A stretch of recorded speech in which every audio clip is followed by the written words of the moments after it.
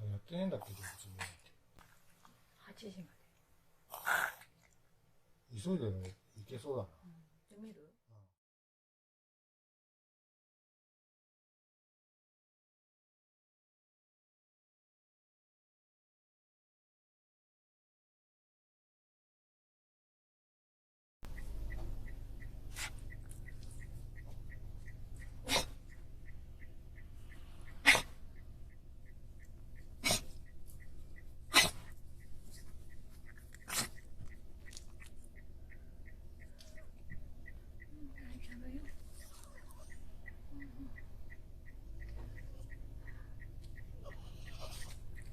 どうしたどうした。大丈夫大丈夫。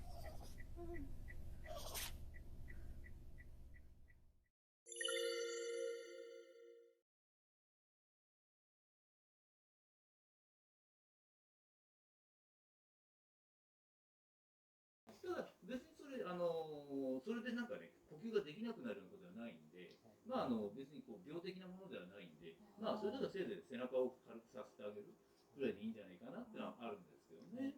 逆くしゃみ発作。そう、逆くしゃみ発作でですね、検索したらですね、はい。結構ね、小型犬に多いですけれども、YouTube とかで、こういろんな会員さんが逆くしゃみ発作かもしれませんって言って上げてる映像があるんで、見てみるといいかもしれないですね。そうですね。そうなんですよね。今回の件はね、おそらくこうお腹空きすぎてて、胃酸分泌過多になって、特に犬って朝方とかで、特に小型犬に多いんですけれども、朝方ですね、小型犬って胃袋ちっちゃいんで、1日2回だとご飯が足りなかったりすることがあるんですよね。だから特に小型犬の子犬ですよね。だから朝方、胃酸をゲボって吐いて、特に買ったばかりの子犬が吐いたらびっくりして会社が来るんだけど、そういう方って1日 2食しかあげてないパターンって多いんですよ。小型犬の子犬ですね。で、生後半年まで1日3回とかあげてくださいねってお願いしてるんですけれども、この子はもう成犬なんで、そんなに心配ないです。もともとトイプードルって体が細いでしょ。だから胃袋もちっちゃいんですよ。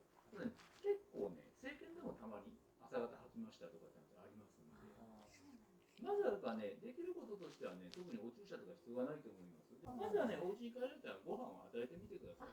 でね、吐くことがないんだったら経過観察でいいんじゃないかなと思います。